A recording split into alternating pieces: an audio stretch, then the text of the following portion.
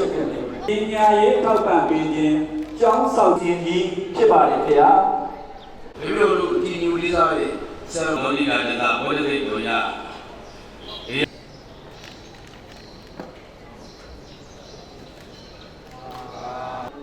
နိုင်ငံကဝန်ဆောင်တောင်းများကိုတန်းဆောင်လေးရှိပါသည်ဆရာတော်ကြီးဝိသိတော်ရဗဒနာဝိစိတတာရမဟာဒေယေ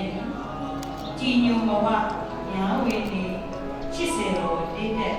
ဘုရားဝိသိယပူလာတော်ရ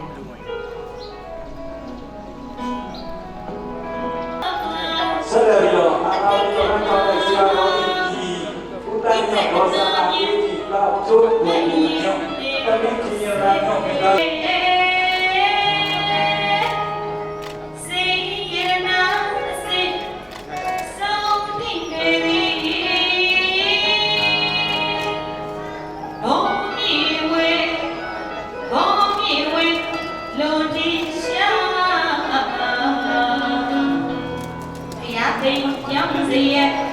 တရားမမေအကောင်းတဲ့မရှိကျွန်တော်တို့ဆွမ်းသာနေပါကျွန်တော်တို့